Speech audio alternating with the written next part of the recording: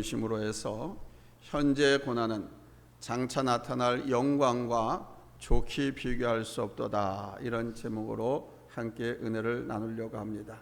한번 따라서 합시다. 현재의 고난은 장차 영광과 비교할 수 없다. 보리 농사 아시죠? 보리는 봄에 씨를 뿌립니까? 가을에 씨를 뿌립니까? 아시네. 야, 이거 공자 앞에서 문자 못 쓰겠네. 예, 보리는 가을에 씨를 뿌립니다. 그러다 보니 겨울철 추위에 얼어 죽지 않도록 발로 밟아 주어야 하는 세심한 배려가 필요하지요. 한 농부가 보리도 다른 곡식들처럼 봄에 씨를 뿌려서 여름에 자라고 가을에 추수하게 되면 얼마나 좋을까. 가을에 추수하면 겨울철의 번거로움이 없어질 것이라고 생각했습니다. 그래서 이 농부가 보리를 봄에 파종을 했습니다. 보리가 여름 잘 자랐습니다. 무성하게 자랐습니다. 그런데 이상하게도 모두 다 빈쭉정이가 되었습니다.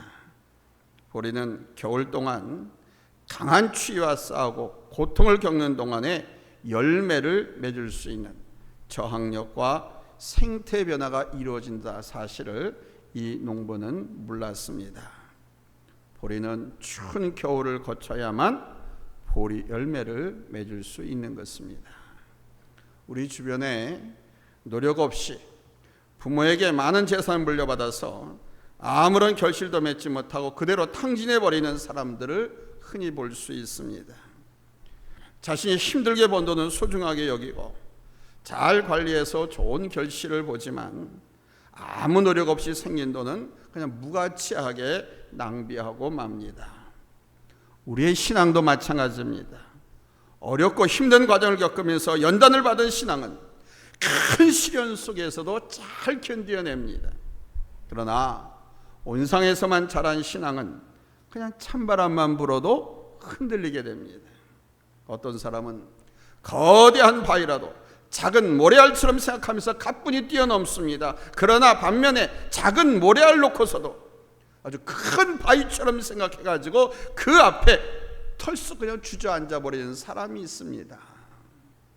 시련은 그것을 뛰어넘을 때 축복의 길로 가는 디딤돌이 되는 것입니다. 한번 따라서 합시다. 시련을 뛰어넘으면 축복의 길로 가는 디딤돌이 된다. 이 세상에요, 없어서는 안 될 귀중한 것 대부분은 다 이렇게 시련을 겪은 후에 생겨난 것입니다. 전도서 7장 2절로 3절 말씀에 추상집에 가는 것이 잔치집에 가는 것보다 나으니 슬픔이 웃음보다 나음은 얼굴에 근심하는 것이 마음에 유익하기 때문이니라 그랬습니다. 또 시편 119편 71절에서는 고난당한 것이 내게 유익이라 이로 말미암아 내가 주의 율례들을 배우게 되었나이다 그랬습니다. 여러분, 이 두 말씀이 우리에게 주는 교훈, 의미가 무엇입니까? 인생이란 바로 고난을 통해서 진리를 깨닫게 되고 더욱 튼튼하게 단련되고 고상한 단계로 완성해 나간다고 하는 것을 가르쳐 주는 것입니다. 가장 많이 고난당한 사람이 가장 많은 영화를 볼 것이고 가장 험한 곳을 지나온 사람이 큰 승리와 큰 성공을 맛본다는 것입니다. 고난은 훈련과 교육을 통해서 훌륭한 학생을 만드는 학교와도 같습니다.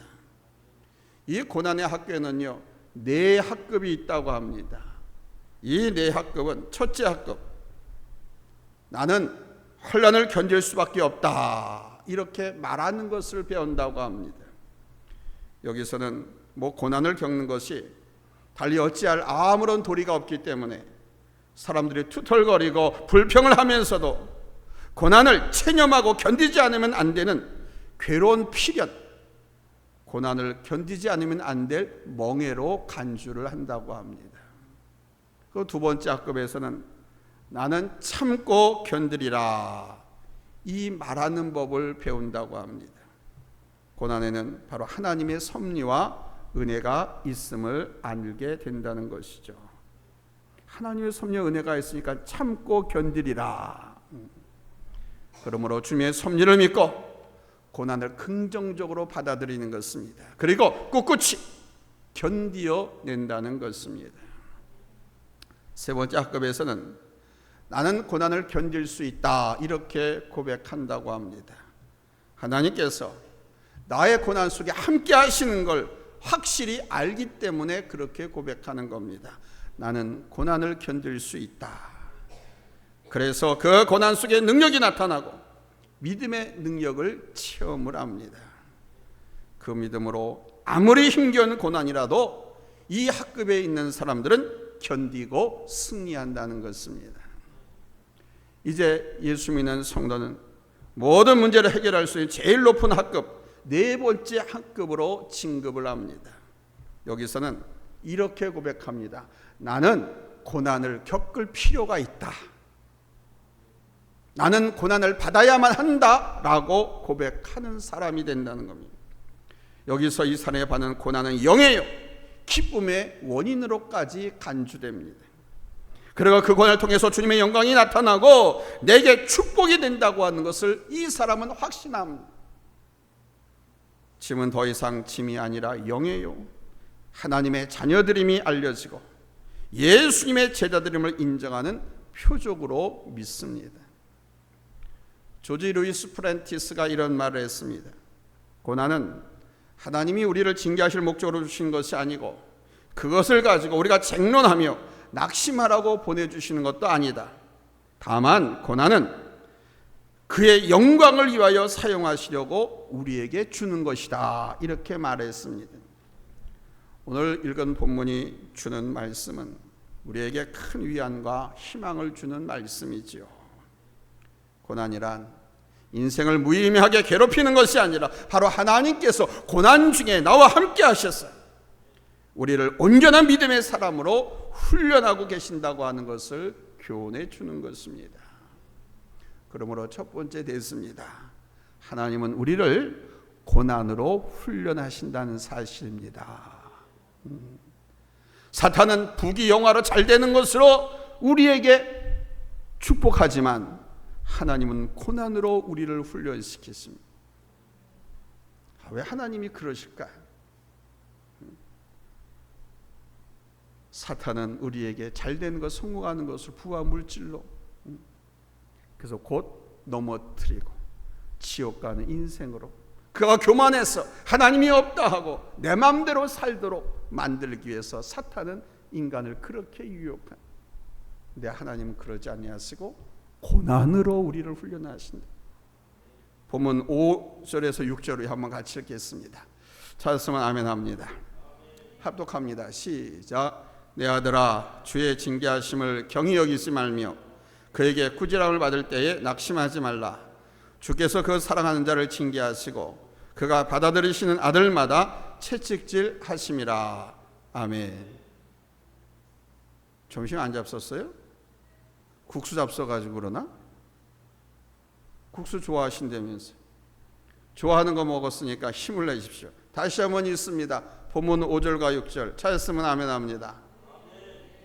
아이고, 없는 것 같아. 한 사람밖에 안 들리는 것 같아. 찾았으면 아멘 합니다.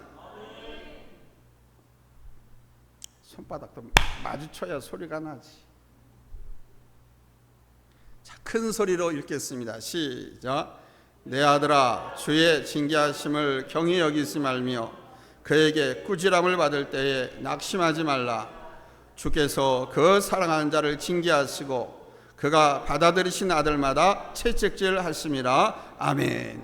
이 말씀 꿈에도 사지에 잡혀 있다 하더라도 잊지 마십시오.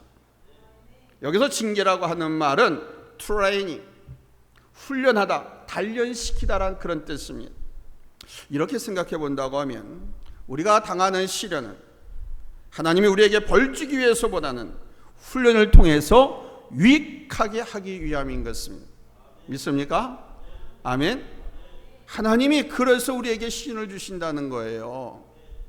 고린도후서 12장 7절에서 바울은 말합니다. 여러 계시를 받은 것이 지극히 크므로 너무 자만하지 않게 하시려고 내 육체의 가시 곧 사탄의 사자를 주셨으니 이는 나를 쳐서 너무 자만하지 않게 하려 하심이라 그랬습니다. 여기 육체에 가시는 내 몸의 질병을 말하는 거예요. 사도 바울에는 간질병, 심한 안질이 있었습니다. 이 두 가지.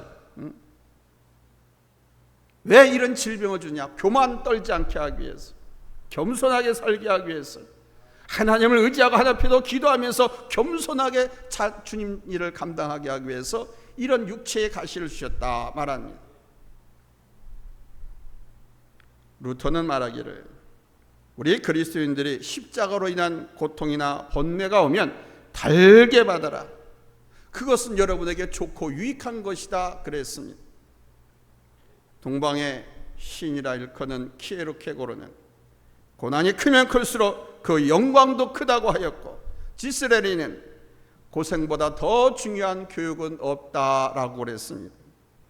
제가 제 큰 놈을 가르칠 때 방학 때가 되면 무조건 아주 힘들게 쎄 빠지는 노동 현장에 아르바이트를 시켰습니다. 폭염이 내리쬐는 무더운 여름철, 눈이 퀭하니 들어가고 온몸이 새빨갛게 다 탔어, 더위에. 그리고 바지는 다 찢겨지고. 그러더니 그러는 거예요. 아버지 감사합니다. 공부보다 세상에 쉬운 일이 없다는 것을 알았습니다. 그러면서 공부하더라고요. 그래서 대학 졸업할 때까지 총 A학점으로 졸업을 했어요. 그리고 캐나다 유학 갔다 오고 지금은 아주 훌륭한 직장에서 아주 훌륭하게 일을 하고 있습니다. 그러면서 지 동생 우리 찬양 간사한테 그러는 거야. 아버지가 하신 말씀이 오라. 공부보다 쉬운 게 없어. 야, 내가 그 아버지 일하라고 해서 한번 가봤더니 너무 힘들어, 너무 힘들어. 세상에서 가장 쉬운 게 공부하는 거다 그러더라. 여러분, 고생보다 더 중요한 자식 교육 없습니다. 하나님도 고난과 시련보다 하나님의 자녀들인 우리들을 교육시키는데 더 좋은 게 나을 것이 없어요. 우리는 고난을 통해서 여러분 인생의 좋은 교훈들을 배워야 할 줄로 믿습니다. 우리 인간의 모든 고난 속에는 하나님께서 우리의 완성을 위해서 선하게 훈련시키고 계시는 섭리가 있다는 것을 믿으시기 바랍니다. 존 칼빈은 우리 장로교의 창시자죠. 존 칼빈 걸어다니는 병원이라는 별명을 들을 만큼 아주 일생 동안 병약체로서 건강이 아주 나빴습니다. 그러나 7가지 중병을 앓았습니다. 이틀에 한 번씩 심한 두통을 앓았는데 머리가 깨지는 것 같아가지고, 또 심장병, 숨이 막혀서 죽을 지경, 폐병 걸려서 오후반 되면 몸에 열이 막 펄펄 끓기 시작하고 심한 위장병까지 있어서 하루 한 끼밖에 먹지 못했다고 해요. 거기다 각기병, 치질병, 신경통, 그래서 걸어 다닐 수 없을 그럴 지경이었다고 합니다. 그렇지만 그는 그런 고통 속에서 불멸의 기독교 강요를 저술할 수 있었다고 합니다. 55세로 세상을 떠날 때 이 존 칼빈의 모습은 8, 90의 늙은 노인과도 같았다고 합니다. 그렇게 보였다고 합니다. 죽을 때는 로마서 8장 18절 말씀, 현재의 고난은 장차 우리에게 나타날 영광과 좋게 비교할 수 없도다 라고 하면서 하늘의 부름을 받았다고 합니다. 그의 고난은 바로 그러하여금 저 하늘나라를 더 바라보게 하는 촉진제가 되었습니다. 그가 당한 고난은 오히려 그를 영적으로 하나님의 사람이 되게 만들었다는 것입니다. 우리 기독교인들도 신앙생활 잘하지만 때때로 어려움을 당할 때가 있습니다. 그럴 때 여러분 어떤 다른 사람들처럼 숙명적인 것처럼 체념하거나 절망해서는 안 됩니다. 또는 불평불만으로 자포자기해도 안 됩니다. 혹 하나님을 반항해서 믿음을 버려서도 안 됩니다. 사랑하는 여러분, 우리가 당하는 이 어려움은 보다 더 좋은 축복된 장래를 위해서 하나님께서 나를 선하게 훈련하고 계신다는 것을 믿으셔야 됩니다. 하나님이 훈련하고 계신다. 보다 더 좋은 축복된 장래를 위해서. 아멘. 이렇게 생각하면 그 마음속에 고난 중에서도 감사와 용기와 희망이 솟아나는 거예요. 아멘. 하나님이 흘러나오고 계신다. 하나님이 나를 붙잡고 계시다. 그러니까 나는 망하거나 죽지 않아요. 그러니까 감사가 나오고 희망과 용기가 생겨난다는 것입니다. 하나님은 그래서 5절에서 말씀합니다. 낙심하지 말라. 아멘. 두 번째는 하나님이 왜 우리를 징계하시는가? 하나님의 징계는 우리를 사랑하시기 때문이라는 것입니다. 오늘 본문 7절에 8절에 보면은 하나님이 아들과 같이 우리를 대우하시나니 어찌 아버지가 징계하지 않는 아들이 있으리요? 징계는 다 받는 것이거늘 너희가 없으면 사생자여 친아들이 아니니라. 이렇게 말씀하셨습니다. 너무도 잘 알고 있는 말씀들이죠. 참 여기에 흐뭇한 특별한 말씀이 있습니다. 그것이 뭐냐? 아버지와 친아들을 인자관계로 표현하는 겁니다. 하나님의 내가 친아들이, 내가 하나님의 친딸이 된다는 거예요. 즉 하나님은 우리의 아버지로서 큰 사랑을 가지고 우리의 어려움을 보살펴 주신다는 것입니다. 아버지가 되신다는 것은, 우리가 그분의 자녀가 된다고 하는 것은, 그것도 친아들 친딸이 된다고 하는 것은 더 관심을 갖고 더 사랑을 갖고 우리를 지키시고 보호하시고 인도하신다. 로마서 8장 26절에 보면 성령께서는 우리의 연약함을 위해서 무한한 탄식으로 간구하신다고 그랬습니다. 여러분, 이 말씀이 주는 교훈이 무엇입니까? 하나님께서 우리를 지극히 사랑하신다는 거예요. 저는 그래 축도할 때는 그럽니다. 독생자 예수를 이 땅에 보내시고 우리를 위해 십자가에 달려 죽기까지 하신 하나님의 만극하신, 저는 만극이라고 표현하잖아요. 그러니까 하나님께서 우리를 만극하도록 사랑하신다. 지극한 사랑으로 우리를 보호하신다. 아멘. 우리의 연약함을 아시고 동정하신다. 아멘. 사랑하는 여러분, 어떤 어려움 속에서도 하나님은 사랑의 훈련으로 보살펴 주신다는 것을 믿으시기 바랍니다. 그리해야 큰 위로와 평안이 찾아오는 거예요. 어떤 어려움 가운데 하나님이 나와 함께 하신 걸 지켜 보호하신다고 하는 이 믿음이 없으면 불안하고 불평불만하고 신앙을 포기하고 하나님을 떠나가게 되는 거예요. 그러나 하나님이 나와 함께 하신 날 지켜 보호하신다고 하는 지극한 사랑으로 보살핀다고 하는 이 믿음을 가지면 그 믿음이 나로 하여금 평안하게 하고 단단하게 하고 용기 있게 하고 내게 위로가 되는 거예요. 할렐루야. 본문 8절에 말씀하십니다. 징계는 다 받는 것이거늘 너에게 없으면 사생자여 친아들이 아니니라 그랬습니다. 이 말씀에서 여러분, 친아들이라는 이 단어를 결코 잊지 마시기 바랍니다. 그냥 아들이 아닙니다. 친아들이기 때문에 하나님이 아픔을 주시고 고난도 주신다는 거예요.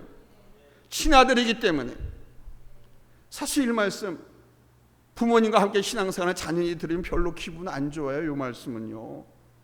전 여러분들이 자녀들 고난 훈련시키라고 하잖아요.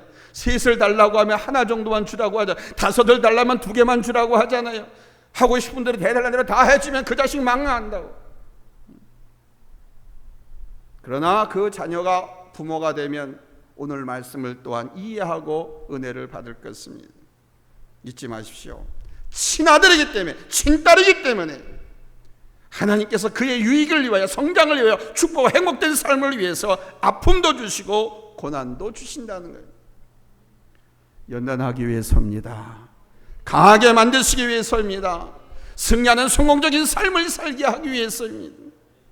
하나님의 늠름하고 강한 자녀로 키우시기 위해서인 것입니다. 고난이 있습니까? 그렇다면 하나님은 당신의 아버지이며 사랑이 맞습니다. 하나님은 나의 친아버지가 되시고 나의 친부모가 됐습니다. 나는 하나님의 친아들이고 친딸이 맞습니다. 이것을 잊지 마십시오. 예수 믿으면서 신앙생활하면서 고난을 당하고 있다고 하면, 세 번째로 고난으로 훈련하심은 바로 나로 하여금 흠없는 자녀로 만드시기 위해서라는 것입니다. 본문 11절로 13절 말씀 우리 한번 다 같이 읽겠습니다. 찾았으면 아멘 합니다. 합독합니다. 시작. 무릇 징계가 당시에는 즐거워 보이지 않고 슬퍼 보이나 후에 그로 말미암아 연단받은 자들은 의와 평강의 열매를 맺느니라. 그러므로 피곤한 손과 연약한 무릎을 일으켜 세우고 너희 발을 위하여 곧은 길을 만들어 저는 다리로 하여금 어그러지지 않고 고침을 받게 하라. 이 말씀은 우리 그리스도인들이 고난을 당할 때 처음에는 슬픈 것 같지만 결국에는 온전하고 흠없는 하나님의 자녀가 되는 좋은 결과가 온다고 하는 것을 말씀하는 것입니다. 야고보서 1장 2절로 4절 말씀에 보면 그래서 말씀합니다. 내 형제들아, 너희가 여러 가지 시험을 만나거든 오히려 온전히 기쁘게 여겨라. 이는 너희 믿음의 시련이 인내를 만들어내는 줄을 너희가 알미라. 인내를 온전히 이루라. 이는 너희로 온전하고 구비하여 조금도 부족함이 없게 하려 함이라. 아멘. 이 말씀을 교회를 떠난 사람들에 적용하면 다 여기 탕자가 되는 거예요. 여러 가지 코로나든 교회 재정이든 아니면 교회가 부흥이 안 되든 이 모든 것이 우리를 훈련시키는 거예요. 온전히 인내를 이루라고 해요. 끝까지 참고 이겼어, 승리하라고 그러는데 도망가 버리잖아요. 이 말씀 앞에 다 패자가 된 거예요. 시편 119편 67절에 보면은 고난당하기 전에는 내가 그릇 행하였더니 이제는 주의 말씀을 지키나이다 그랬습니다. 그래서 어디 가서 신앙생활하든지 간에 그 교회에서 말씀부터 은혜를 받았으면 깨닫고 돌아와야 하는 겁니다. 그게 회개입니다. 말로만 잘못했습니다, 깨달았습니다, 이거 회개 아닙니다. 깨닫고 돌아와야 하는 겁니다. 고난당하기 전에는 내가 그릇 행하였더니 이제는 주의 말씀을 지키나이다. 여러분, 씨 없는 수박 누가 발명했습니까? 우장춘 박사라고 있어요. 우장춘. 이분은 6살 때 아버지를 여의고 일본 동경에 있는 고원에서 자랐습니다. 일본 아이들은 이 우장춘 박사를 보고 조선진 놈의 새끼, 조선 놈의 새끼, 한국 놈의 새끼 하면서 놀려대고 못살게 굴었습니다. 여러분, 일본 놈들은요, 죄송합니다, 지금 일본 놈들은 잘하겠죠. 네, 놈이라 죄송한데 하도 못된 짓을 많이 해가지고 놈자밖에 못 쓸 것 같아요. 얼마나 우리 동포들, 우리 민족을 업신여기고 못살게 굴고 했는지 아십니까? 말로도 할 수 없어요. 제가 일본에 처음 갔을 적에 그 일본이 경제대국이라고, 세계 제1의 경제대국이었지 않습니까? 몇 년 전만 해도. 그래서 일본 사람들은 영어를 다 잘한 줄 알았어요. 그래서 제가 영어로 조금 어설프지만은 영어로 좀 물었어요. 어디 좀 어떻게 가야 되냐고 그랬더니 이 사람 대뜸 하는 말이, 당신 한국 사람 아니니? 한국 사람 맞다 그랬더니, 아니 일본에 와서 일본어로 물어봐야지 왜 영어로 물어보냐는 거예요. 그러고는 대답도 안 해줘. 그러고 가. 참 기가 막히더라고요. 일본 땅에 왔는데 일본어로 말을 해야지 왜 영어로 말을 하냐는 거예요. 그렇게 교만합니다. 지금은 일본이 우리한테 따라잡혔죠. 우리 삼성이라고 하는 대기업이 초인류 기업으로 성장했습니다. 그 일본 사람들이 얼마나 옛날 우리 근세 초에 우리 한국 사람들 얼마나 업신여기고 못살 그러는지 몰라요. 일제 그 포갑 정치, 식민 통치 기간에 말로 할 수도 없고요. 그거는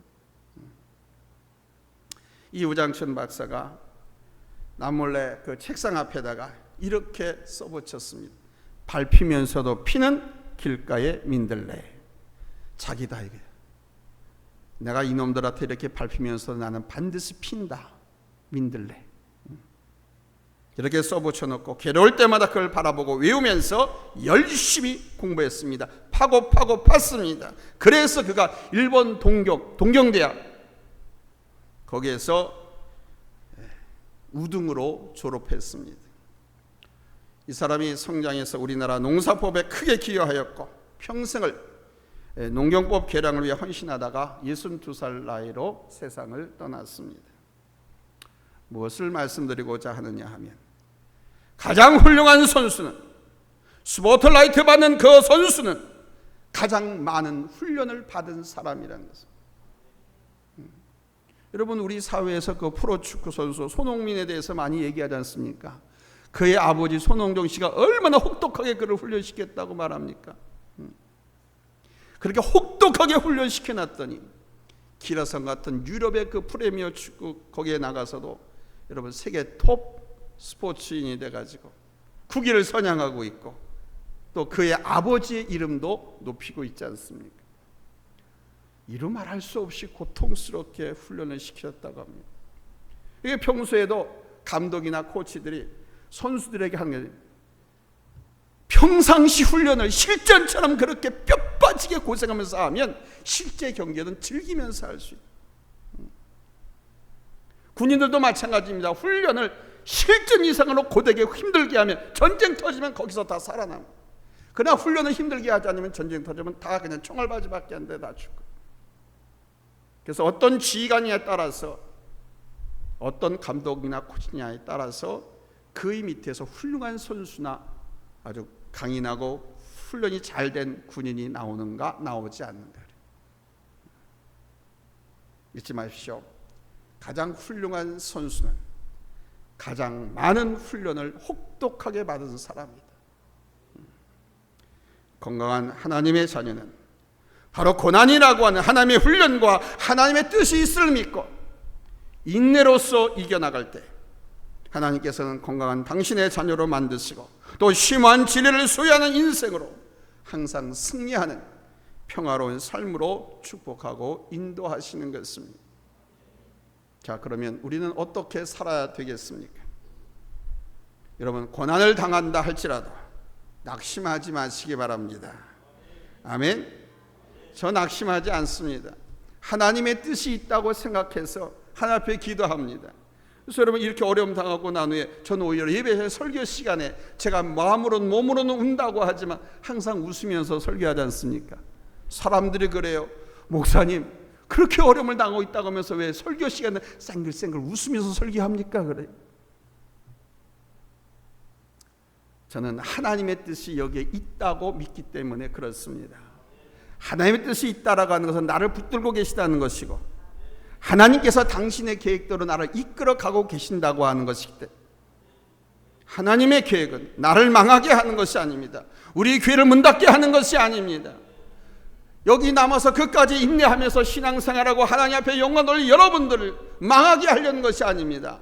여러분들 더 건강하게 하고 더 행복하게 하고 더 잘되게 하고, 아멘, 하나님의 굳건한 자녀로 성장시키고 축복하기 위해서입니다.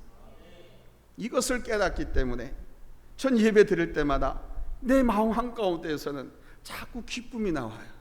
아멘. 여러분도 못 보셨습니까? 나는 목사님들한테 그 이야기를 듣고 제가 가끔 자꾸 봐요. 모니터를 한번 설교 끝나고 나면 전체 한 10대 이상을 봅니다. 스스로 이렇게 모니터링을 합니다. 보니까 확실히 옛날에 설교할 때하고 지금하고 완전히 다르더라고요. 옛날엔 그냥 불 붙어가지고 열정을 가지고 그냥 크게 막 소리만 질러댔는데 요즘 설교는 그냥 생글생글 웃으면서 하더라고요. 여러분도 느끼셨습니까? 하나님이 함께 하시기 때문에. 아멘. 절대 낙심하지 마시기 바랍니다. 하나님은 우리 교회를 향한, 우리를 향한 놀라운 계획을 진행하고 계십니다. 머지않아 여러분 앞에 드러날 것입니다. 그렇게 멀리 보시지도 않으세요. 사랑하는 자녀일수록 우리가 엄하게 교육하듯이 우리는 고난이라는 훈련을 통해서 훌륭한 하나님의 자녀가 되고 하나님의 은총을 누리게 되는 것입니다. 그러므로 참기 견디기 어려운 시험이 왔다 할지라도 하나님께서 나를 사랑하신다는 이 사실을 믿고 인내하시기 바랍니다. 뭐 아멘 소리가 껄쩍지근하시네. 믿는 건지 안 믿는 건지. 하나님께서 우리를 사랑하십니다. 하나님 여러분을 사랑하십니다. 고난이 괴롭힐 때 고난을 참고 견디는 것은 불행이 아니라 오히려 행복이요 축복인 것을 믿으시기 바랍니다. 아멘. 이 고난은 템테이션이 아니고 테스트인 것입니다. 이 고난에 참고 이겨서 낙심하지 않고 원망 불평하지 않고 이겨서 여러분 승리하시기를 예수님의 이름으로 축복합니다. 사랑하는 성도 여러분, 봄과 같은 사람이 되십시오. 봄. 늘 희망하고 기뻐하고 산뜻하고 따뜻하고 친절하고 명랑하고 온유한 사람. 아멘. 생명이 넘치는 사람, 긍정적이고 창조적인 사람이 되십시오. 그러나 이거 저절로 되지는 않습니다. 계절의 봄이 있기 위해서 먼저 겨울이 있어야 하듯이 인생의 봄 역시 겨울을 지나서야 볼 수 있습니다. 겨울을 지나지 않고 봄을 맞이할 수 없습니다. 지금 우리는 차디찬 추운 겨울을 지나고 있습니다. 봄이 곧 올 것입니다. 이 봄을 맞이하기 위해서는 이 고난의 이 겨울을 잘 이겨내야 됩니다. 견뎌내야 됩니다. 하나님이 함께 하시고 하나님이 사랑하셔서 더 복되고 더 좋은 내일을 주기 위해서 우리를 연단하고 훈련시킨다는 이 믿음을 갖고 하나님 앞에 인내하면서 기도하십시오. 인내하면서 예배하십시오. 인내하면서 하나님을 기쁘게 찬양하십시오. 할렐루야. 혹시 여러분 개인적으로 여러분의 삶이 겨울과 같은 인생은 없습니까? 잊지 마십시오. 봄이 곧 옵니다. 교회 부흥과 성장과 함께 성도들의 가정과 직장과 사업장에도 봄이 오는 것입니다. 하나님의 축복과 은혜의 강물이 성전에서부터 흘러서 바닥을 타고 교회 문지방을 지나서 여러분의 각 가정, 직장, 사업장으로 흘러가는 거예요. 그러므로 교회 부흥과 성장을 위해서 기도하십시오. 아멘. 교회 부흥과 성장을 위해서 기도하는 것은 하나님 나라 확장을 해서 기도하는 것은 곧 나의 가정, 나의 직장, 사업장이 부흥과 성장을 위한 것입니다. 어떤 어려움 속에서도 희망을 잃지 마십시오. 봄을 사는 사람은 모진 시련과 고통, 아픔과 좌절이라는 이 겨울 누구보다 잘 극복하고 이겨낸 사람입니다. 희망을 잃지 마십시오. 봄이 오는 소리가 저만치 왔습니다. 봄이 오는 소리가 요만치 다가왔습니다. 오히려 시련을 하나님께 감사하면서 이런 기쁨으로 생활하시기 바랍니다. 할렐루야. 감사하고 기뻐하며 생활하는 사람에게 사탄 마귀는 근접도 못합니다. 그런 사람을 하나님께서 기도도 들으시고 찬양도 들으시고 예배도 받아주시고 하나님께 지키시고 보호하시기 때문에 사탄 마귀 귀신이 저놈을 내 자식으로 만들어야겠다고 하는 그런 동기도 발견하지 못하는 거예요. 기뻐하고 감사하고 찬양하는 사람. 하나님은 여러분을 사랑하십니다. 하나님은 사랑이 있습니다. 이 사랑의 하나님을 마음껏 찬양하고 마음껏 부르짖고 마음껏 영광 돌리시기를 예수님의 이름으로 축원합니다. 할렐루야. 할렐루야. 기도하겠습니다.